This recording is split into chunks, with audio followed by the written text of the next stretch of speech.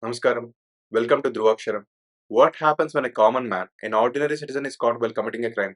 He gets punished as per the law. But what if a rich and powerful man is exposed of committing multiple crimes? And what if there are a bunch of such people involved in those crimes? They don't get punished. They simply use their money and do everything in their power to save themselves. They manipulate, misuse and abuse power, exploit public systems, corrupt anybody who stands between them and their way to freedom. They also decide how these facts are delivered to the people, how the public perceives the truth about them. They build narratives and destroy truthfulness. They can do anything.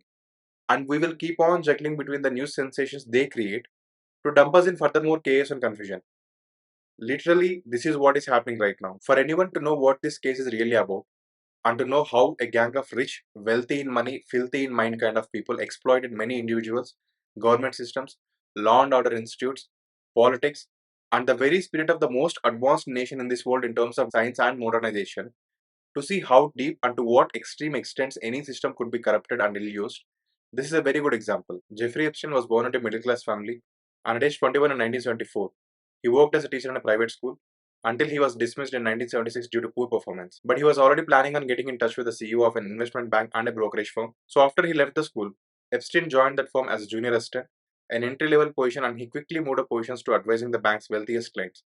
In 1981, he set up his own consulting firm. He was a financial advisor and consultant for many millionaires and billionaires. He had a partner, Ghislaine Maxwell, who was the daughter of an infamous media baron, Robert Maxwell. So Epstein and his associate Maxwell together, they started to exploit many angles, most of them from poor family backgrounds, between 13 to 18 years of age. They would offer a job to these young girls who were out there already working part-time or a full-time job. They even targeted girls who were still in school. Then exploit, manipulate, rape and abuse them sexually. And then they would also traffic these young girls to other people like their clients and friends. They paid these young girls to hire other girls like them. Under the disguise of providing them a job and a bright future, they would lure these teenagers into prostitution and sex trafficking. A lot of rich people were connected with this couple over a period of 3 decades since late 1980s. Among them, there is Donald Trump, a close friend to Epstein for nearly 15 years by 2003. There is Prince Andrew, Bill Clinton, Bill Gates, Woody Allen, and a lot of influential people.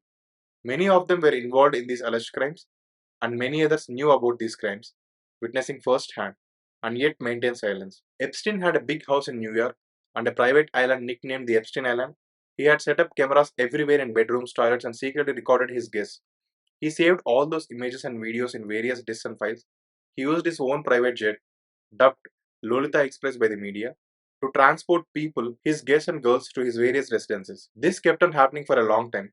A few of the victims tried to warn the police and even the FBI, but they were silenced and no action was taken. In November 2004 in Florida, where Epstein owned a mansion, the Palm Beach police were tipped off about many young women coming and going of Epstein's house. No action was taken at that point of time, and 1 month later, on 14 December 2004, Epstein donated $90,000 to the same police department. In March 2005, a woman contacted the same police department and alleged that her 14-year-old stepdaughter was taken to Epstein's mansion by an older girl and that she was abused. The police began an undercover investigation for 13 months. They found photographs of many young girls in his house. More than 17 witnesses under oath. Huge pile of incriminating evidence found in his house confirmed that many underage girls, most of them being 14-15 years age, were taken to his house frequently. This turned out to be one of the biggest crimes in US history and also the biggest scandal the American people have ever seen. Many people were involved in these crimes and they were all desperate to save themselves from this scandal. So obviously they did everything they could do to tamper with this case. When the police found evidence connecting him to multiple violations of sex abuse and sex trafficking, Epstein was arrested. He had a few rich and powerful lawyers to defend him, and shockingly, Alexander Acosta, then US Attorney for the South District of Florida, allowed a controversial plea deal. First, he delayed and did not act for a long time on this case even after the prosecutors submitted detailed reports. And then, the non-prosecution agreement allowed Epstein to plead guilty for lesser state charges.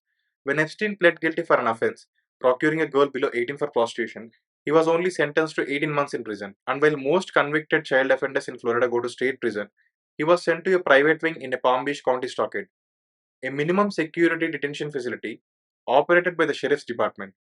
After 3.5 months, he was given work release and was allowed to go out of the prison for 12 hours a day, 6 days a week. And out of the 18-month prison time sentence, he only served 13 months. He was a free man for 10 years, and on 6th July 2019, he was arrested for abusing minors, sex trafficking, conspiracy to commit sex trafficking involving underage girls.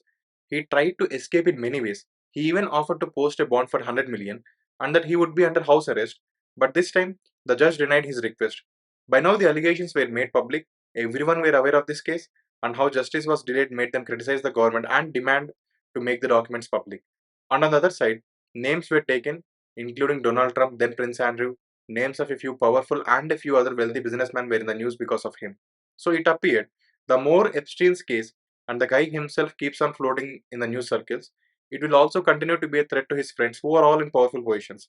He has clearly become a huge liability and ugly one to all those people. Under such circumstances, on August 9, 2019, suspiciously, Epstein was found dead in his prison cell. The New York medical examiner ruled out his death as suicide by hanging. 2 weeks before his death, Epstein was found injured and semi conscious in his cell. So he was placed under suicide watch, and only 6 days later, he was taken off from the suicide watch.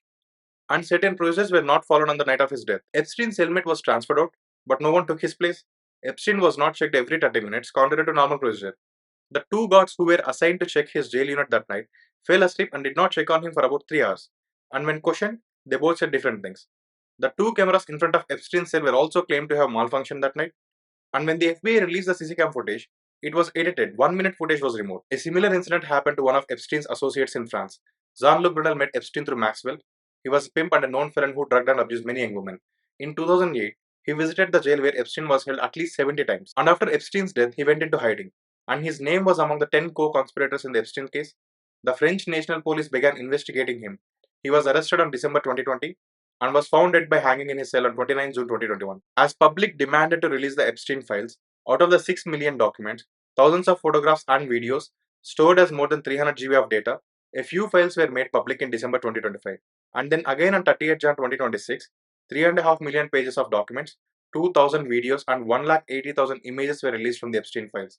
Since then, people all over the world are discussing as the names mentioned involve people from the world's richest to many elected politicians and government officials of several nations, including the American president, were connected to him. So everything about Epstein screams a lot of layers of conspiracies. For something like this to happen, the audacity of these guys to think that they can get away with anything, it happened and continues to happen because the people have allowed for such a society to be created, a weak and vulnerable one that it acts in favor of rich and elite, and it is strict only when it comes to common and ordinary people. Weak and vulnerable government systems and societies exist everywhere in the world. Every country has the same or more serious crime of a similar or a different aspect happening all the time. Through judicial, electoral, and civil ways, what can be done to change this? And also, I will read this for you. Firstly, are there strict rules and adequate policies regarding the safety of children and women that protects them against sex trafficking, molestation, and various kinds of abuse? Second, are those rules fair and just to everyone? How does the state government function in delivering and implementing those laws?